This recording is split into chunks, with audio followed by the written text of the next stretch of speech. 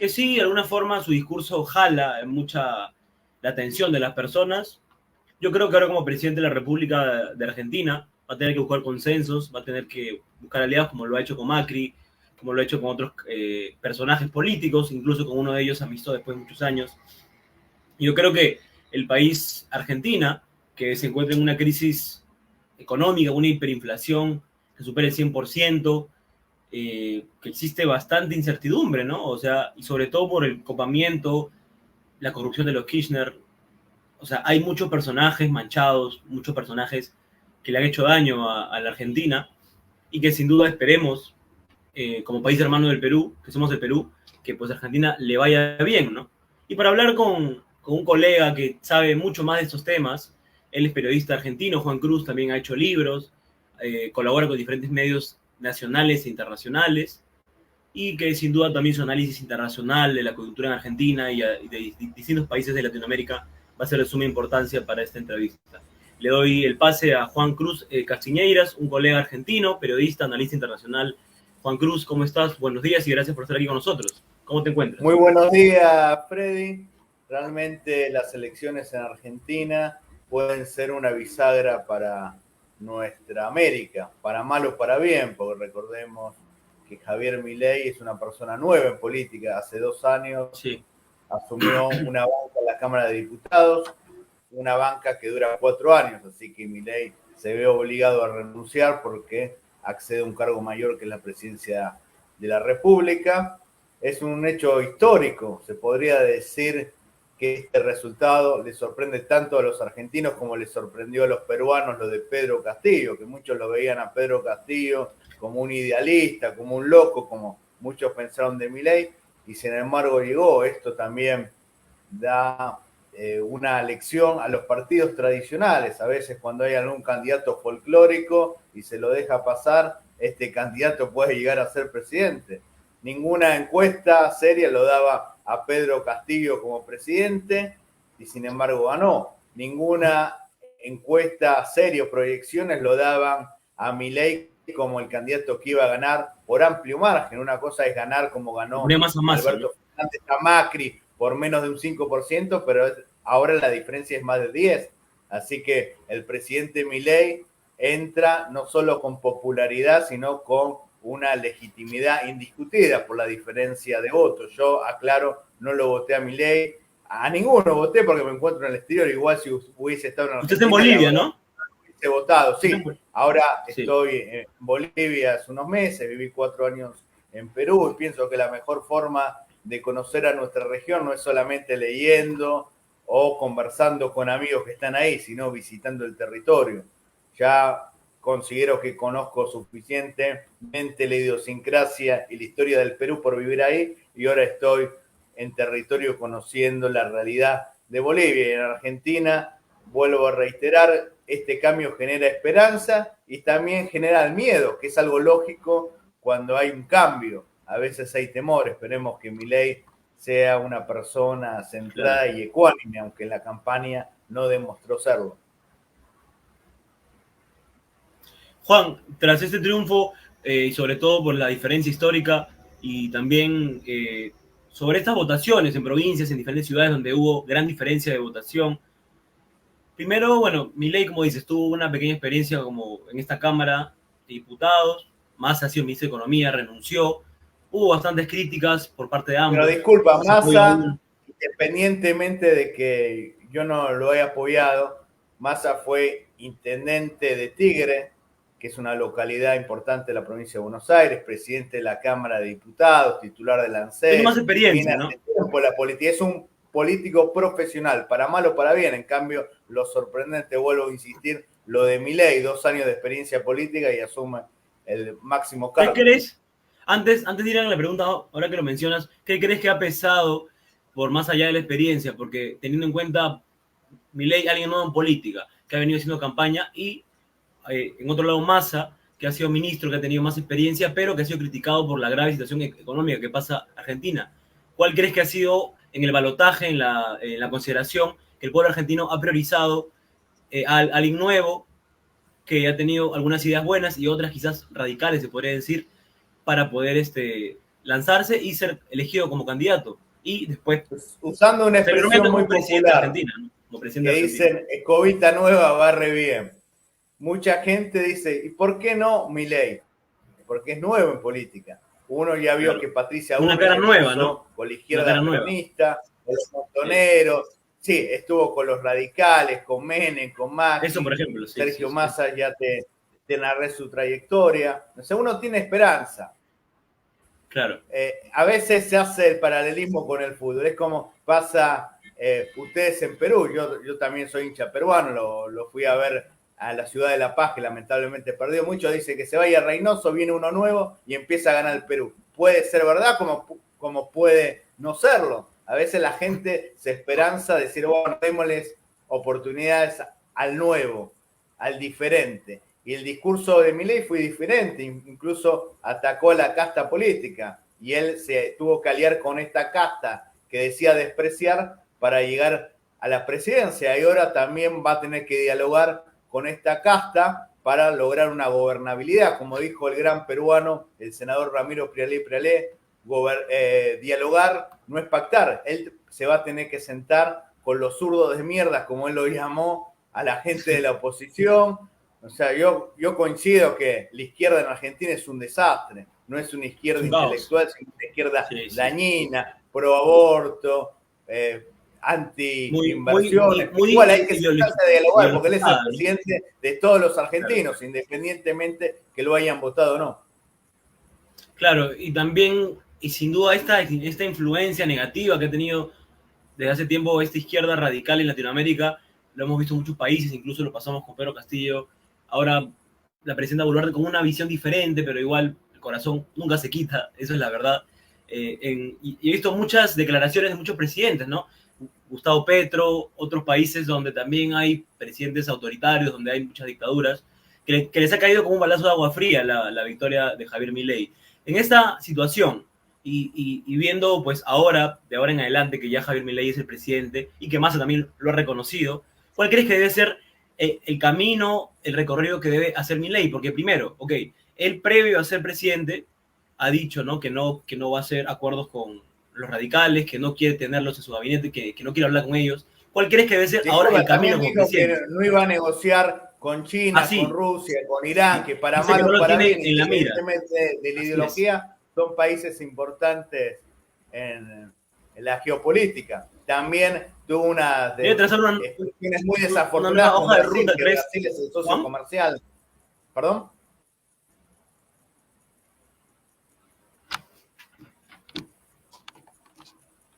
Sí, Juan, sí, Freddy. ¿Me escuchas? Sí, ahora sí. Sí, te preguntaba en esas líneas si consideras, porque una cosa es lo que digas previamente y otra cosa es que lo digas y anuncies cuando eres presidente. ¿Cuál crees que debe ser el camino a trazarla? ¿Debe haber una mejoría en una nueva hoja de ruta? ¿Debería actualizar algunas cosas que no ha dicho antes? ¿Cuál crees que debe ser el camino de Milei? Porque ahora ya es presidente, ya no es candidato. Desde tu punto de vista y de tu experiencia, de la visión a nivel internacional. Un par de palabras que me hizo acordar, porque yo llegué a vivir al Perú, afortunadamente en el 2011, viví 4 años. 4 años, no me dices. Con Humala, que hablaban el gran cambio y la hoja de ruta. Hay que moderarse, porque recordemos que él no es presidente de un partido, es presidente de una república. Yo lo que le recomendaría a Milei, él dijo que viajaría como presidente electo, que recordemos que asume el 10 de diciembre, tiene casi 20 días, menos de 3 semanas, para asumir el cargo, que va a viajar a Estados Unidos e Israel. Yo, si fuese asesor de Milei, le diría que hay que viajar a países de la región. Hay 2 países de la región que son muy importantes para Argentina, independientemente del cariño que le tengo a ambos. Perú, porque es un país sanmartiniano, nos ayudó en Malvinas, hay mucha colectividad peruana en Argentina, hay argentinos que son muy queridos en el Perú, no vale recordar quiénes porque bueno, es una lista larga, y Panamá. Panamá no solo porque geográficamente está bien ubicado, sino que Panamá nos ayudó, al igual que los peruanos y los venezolanos, en la histórica y heroica guerra de Malvinas. No digo visitar Venezuela porque Venezuela está peor que nosotros, pero Panamá es un país muy estratégico, al igual que el Perú. Geopolíticamente son países estratégicos. Por más que uno pueda cuestionar el gobierno y si las políticas son adecuadas, son países tendrían que ser nuestros aliados naturales, y lo demostraron hace más de 40 años apoyándonos en la guerra. Claro, y viendo esa línea de los países, viendo esos tratados, yo también veía por ahí una felicitación de algunos expresidentes como el expresidente de Brasil y otros presidentes de Latinoamérica.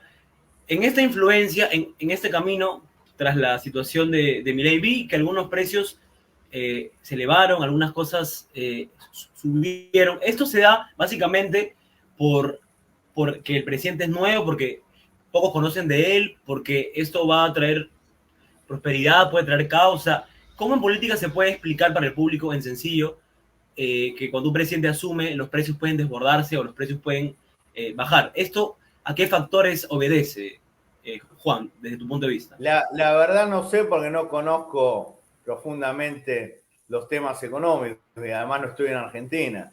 Se puede decir que también es una especulación, porque por ahí mucha gente, ¿no?, tiene miedo, claro, de que haya escasez, o si se dolariza, que se compliquen más las producciones nacionales. Vaya a saber, pero esto es una maniobra que esto depende de cada uno, porque tampoco hay precios controlados. Si bien el gobierno ha fijado, claro, determinados productos de la canasta alimenticia estén controlados, siempre puede haber una disparada no solo del dólar, sino lo que es más preocupante, de los alimentos, porque hay mucha gente que uno habla del dólar y por ahí no tiene la posibilidad de ahorrar. O sea, claro, la clase media y la clase alta puede hablar de ahorros de dólar, pero hay gente que lamentablemente vive del día a día, no solo en Argentina, sino en varios países. Por ejemplo, la gran potencia de la economía peruana y boliviana es el comercio informal. En Argentina también hay comercio informal y esta gente vive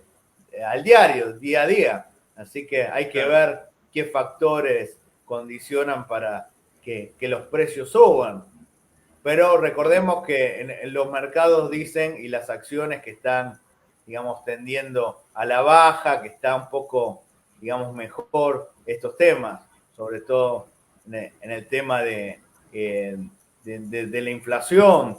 Piensan que Milei, al ser economista, puede controlarlo. Claro. Juan, una pregunta que, bueno, viendo el tema de la reforma, o sea, viendo el tema de las propuestas que ha planteado Milei, yo veía algunos medios que hablaban y mencionaban qué podría ocurrir si Argentina, a través del presidente Milei, elimina el Banco Central de Reserva. Algunos decían que puede ser próspero, puede ser malo, puede ser paupérrimo, puede ser pésimo, no pasó nunca en la historia. De tu punto de vista, ninguno de los somos economistas, pero ¿crees que va esto sí va a aclarar, por esa línea? ¿Crees que va a ir por esa línea, Juan? ¿O crees? Porque, ok, muchas veces en campaña se dice una cosa, pero al momento de cuando ya eres presidente, la visión cambia, ¿no? Ahí una cosa es con guitarra y otra con cajón, como dice el saber popular peruano. Tal cual. ¿Crees que siga esa propuesta de cerrar el Banco Central de Reserva o lo va a pensar en estos días, desde tu punto de vista? Porque creo que es un análisis bastante exhaustivo y de mucho tiempo, ¿no? Y en política muy interesante tu aclaración, Freddy, que ninguno de los dos somos economistas ni periodistas económicos. A veces el problema es que la gente opina del tema. A veces la gente la pida, ¿no? Por decir eso. Sí. Por eso yo no puedo opinar profundamente de economía, al igual que tú, porque no somos economistas. Es como si nos preguntan a nosotros de tenis, ninguno es periodista deportivo, ninguno es especialista. De fútbol uno puede hablar porque, bueno, como hincha, ¿no? Pero claro, en este caso me gustó que un candidato, Schiaretti, el gobernador de Córdoba, mencionó lo del Banco Central, el caso peruano. Recordemos que Julio Velarde es del PPC, sí, es autónomo, lo elige el directorio, el Congreso de la República, y Perú tuvo muchos problemas hasta el día de hoy a nivel político, a nivel social, a nivel de inseguridad, pero la moneda sigue firme. Estable. Yo hace poco estuve en la ciudad de Puno, y también visité Juliaca, y el menú, por decirlo lo más básico, un menú en un lugar más o menos, estaba a 7 soles, y yo viví en el Perú de 2011 a 2015, y está igual, o sea, 10 años manteniéndose los precios. Si bien no subió el salario mínimo de una manera que uno hubiese querido, pero dentro de todos los precios están estables.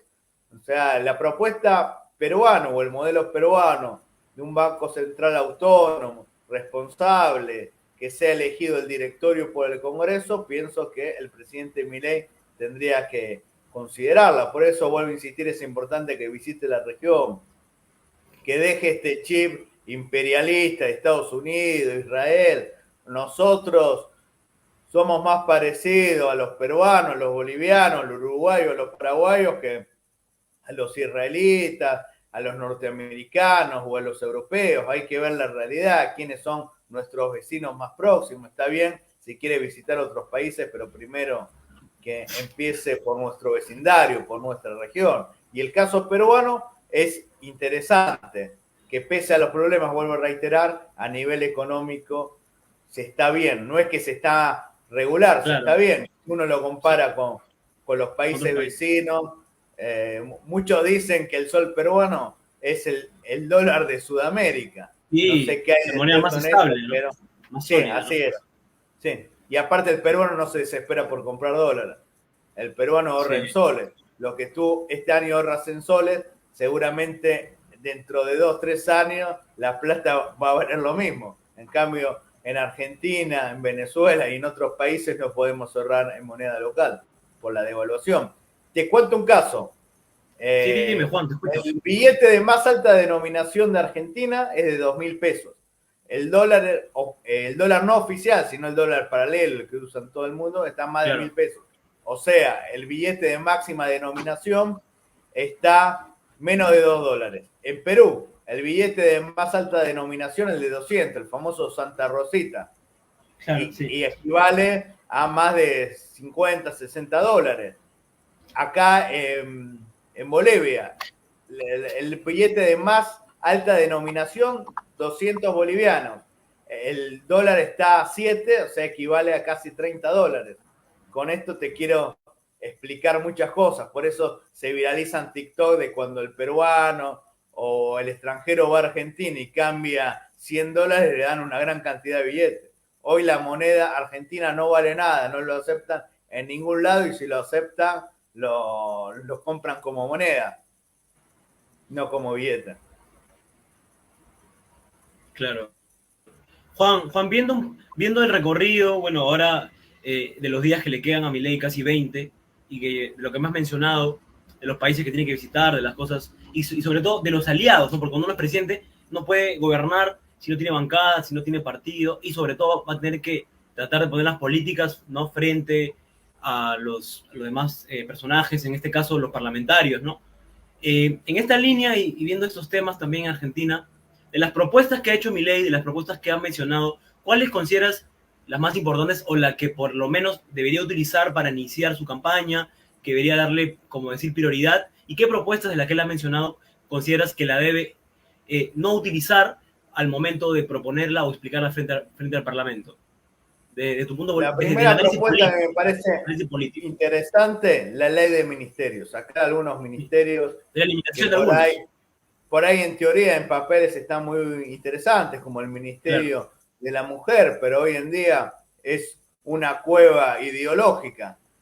Sí, hay muchos casos, no solo de violencia contra la mujer, sino de violencia contra el niño que no hace nada. El Ministerio de la Mujer tendría que ser un ministerio de la familia, porque es tan condenable la violencia al anciano, al niño, como al hombre o a la mujer. La violencia es condenable, venga de donde venga. Lamentablemente se ha ideologizado el Ministerio de la Mujer. Por ejemplo, en Perú, el Ministerio de la Mujer, por lo menos cuando yo vivía, el Ministerio de la Mujer y poblaciones vulnerables. Y población vulnerable puede ser un discapacitado, un anciano, un niño. Claro. No solamente la mujer por ser mujer tiene derecho o tiene que tener determinados privilegios.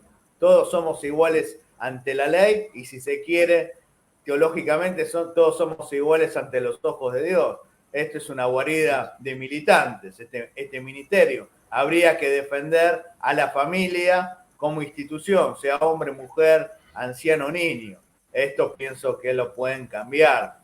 Después también habría que desideologizar determinadas áreas, como la cultura. La cultura no solamente por ejemplo, es la expresión de los movimientos de izquierda, que también lo son, pero también hay cultura nacional, el folclore, el tango.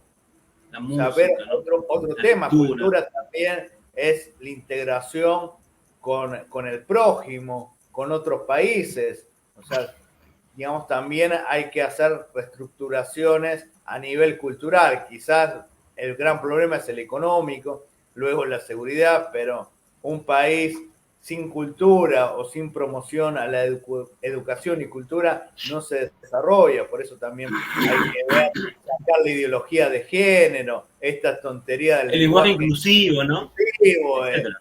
todas, todos, poner Sí, la sí, por favor. X en vez de una A o una O. Valorar las palabras, ¿no? Esta tontería que no sirve para nada y uno queda como un retrasado mental, disculpando la expresión, si habla así, decir todes, Olex. o digamos con la X. Sí, sí, sí. O sea, Es una realmente es una tontería. malformación de las palabras que ni siquiera la RAE lo permite y que la RAE lo repudia y que siempre hace referencia a que uno no puede jugar con esas cosas porque no es algo que uno puede hacerlo porque quiere, ¿no? Ni siquiera un sustento, como se dice, inteligente, no es algo que se pueda variar de un día para otro, ¿no? Y es algo que para mí tampoco tiene lógica ni sentido, ¿no? Que para mí es simplemente un afán ideológico y una pues intención de claramente oponerse al verdadero lenguaje que es el que la RAE establece, ¿no? Sí, aparte de alguna manera es algo que es chocante porque la otra persona no, Sí, digamos, no claro. entiende. Si yo digo buenos días a todos los peruanos, ¿qué son peruanos? Parece una falta de respeto, es a todos los No existe esa peruanos, palabra. incluye Sí, hombres y mujeres. sí. Realmente hay tontería y cortina de humo. Uno discute esto, la ideología de género, poner la X o poner la E cuando hay gente que se está muriendo de hambre, cuando hay gente que tiene miedo de tomar un colectivo por temor a que le roben. Hablar de esto realmente es una tontería. Es un lujo que uno se da para evitar hablarlo, el trasfondo de los problemas de la patria. Hablar esto realmente no tiene mucha validez, por eso los medios de comunicación tenemos que hablar con el lenguaje de la manera más apropiada que podamos dar. Ninguno es un literato, ni tampoco un profesor de castellano, pero por lo menos difundir bien el lenguaje. Pienso que Milei va a evitar que se deforme nuestro querido lenguaje que nos une a este continente. Tendrá mil defectos, pero el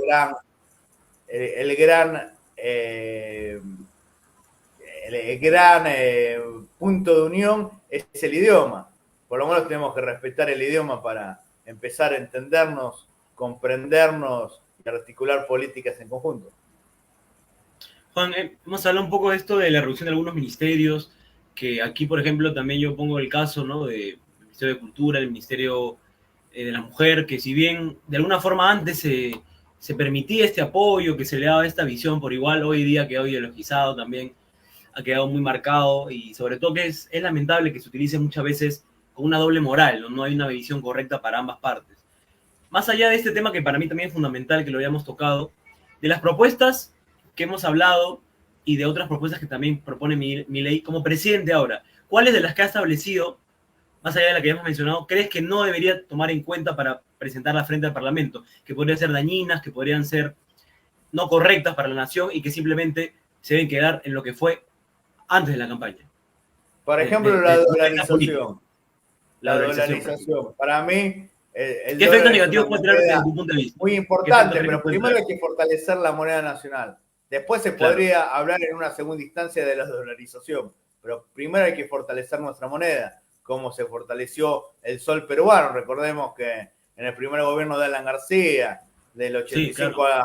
al 90, estaba el Inti Millón, había una gran devaluación, como en esa época el gobierno de Alfonsín, del 83 al 89, estaba el Austral y también había una gran devaluación y se hizo en Perú el nuevo sol y en Argentina el peso y se estabilizó la moneda. Yo pienso que primero habría que estabilizar la moneda y después se discutiría si se va a la dolarización, pero ir a una dolarización con una moneda moneda casi inexistente, pienso que esto es abrir una grieta que no tiene sentido. Primero hay que fortalecer el peso, después se verá si el peso está bien así fortalecido y si es comparable al real, al sol, al guaraní, a la moneda de la región, o si sea un proceso de dolarización.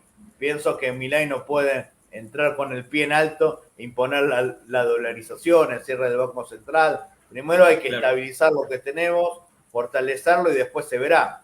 No se puede hacer un cambio tan radical, porque si no se van a ver afectados millones de argentinos, incluso los que están endeudados. Hay mucha gente que están endeudados y si se pasa desde el peso muy débil a una moneda fuerte, quizás no es la más fuerte del mundo, porque el euro superó el dólar en muchos de los sentidos, pero yo pienso que hay que ir gradualmente. Primero hay que tener diálogo.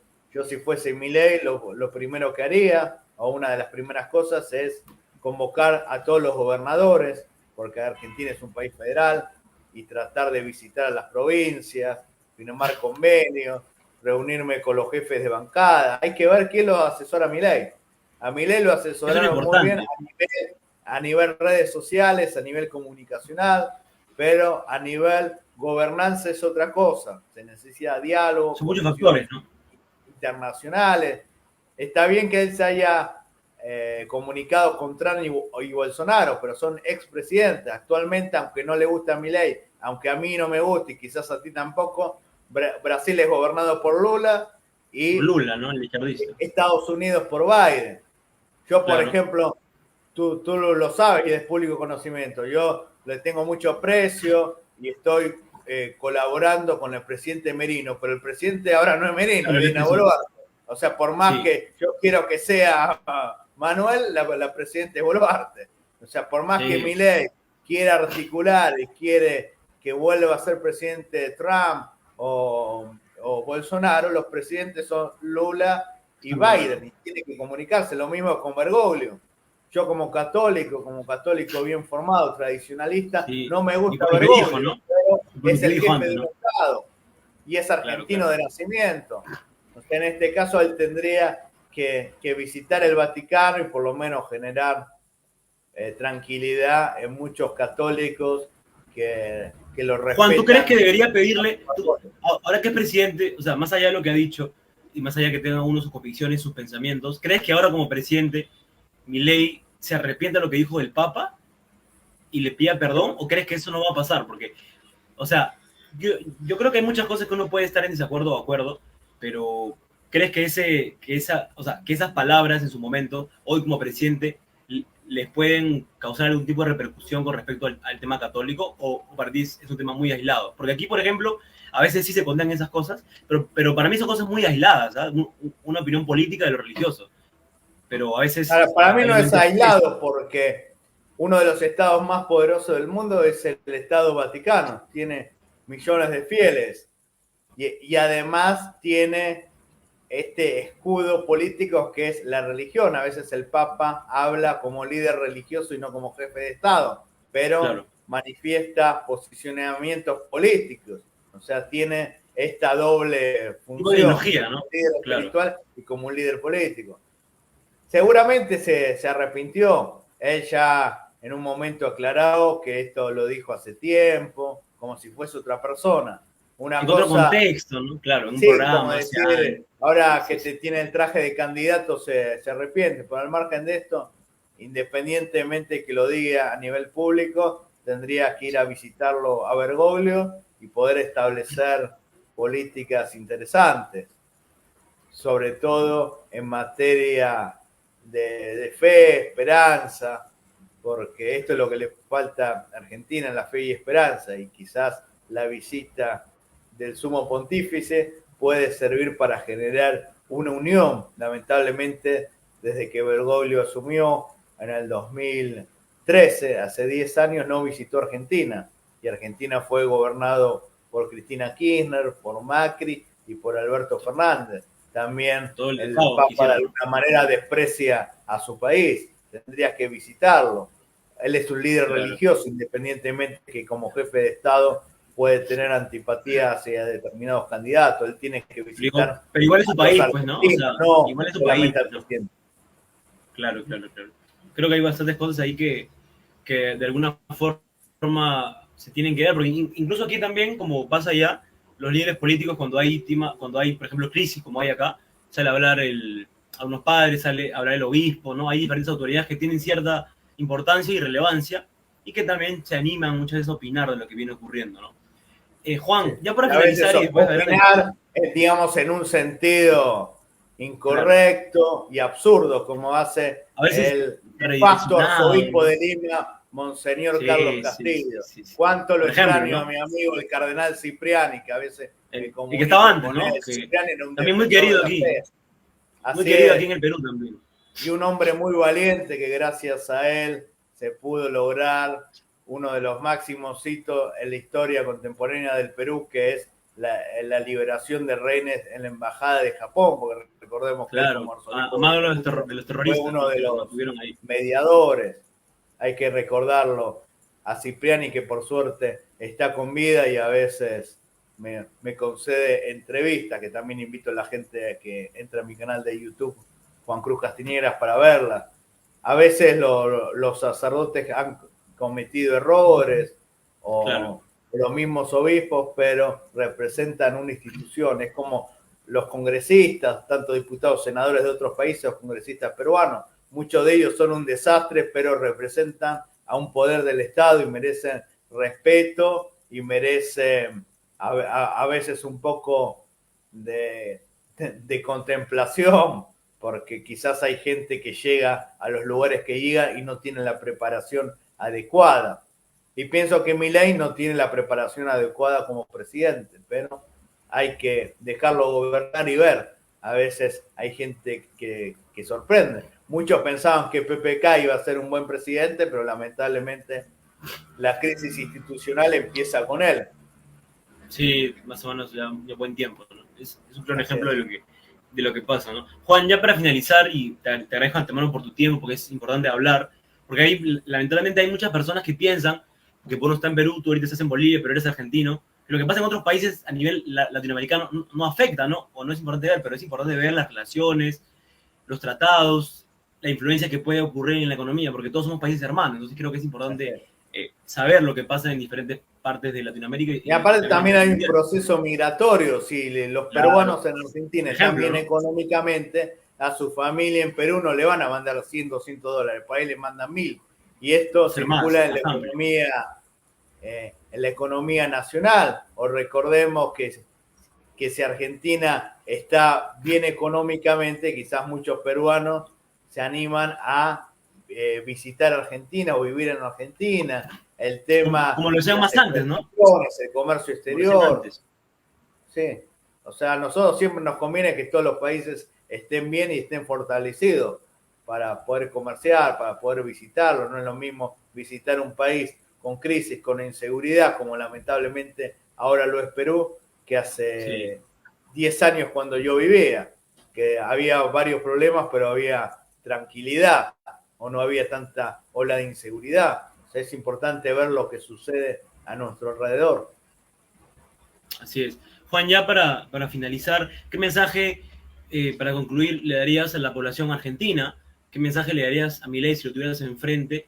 ¿Y cuáles son tus palabras finales? Y también, cuando termines tus palabras, para que vean cómo te pueden encontrar en redes, porque yo también he visto ahí tus entrevistas y creo que es importante hablar de todo un poco, Juan. Sí. Bueno, el mensaje que le daría a Milei, que mire hacia la región, que mire hacia nuestro vecindario, sobre todo. Se habló de Uruguay, yo lo entrevisté al padre del actual presidente, también fue presidente Luis Lacalle Herrera y se mostró muy esperanzado con el nuevo gobierno argentino, pero países estratégicos, vuelvo a reiterar, como Perú y Panamá, que nos ayudaron en Malvinas, que nos tienen gran afecto, los visitaría. Ojalá que Milei o alguien de Milei escuche esto y le recomiende.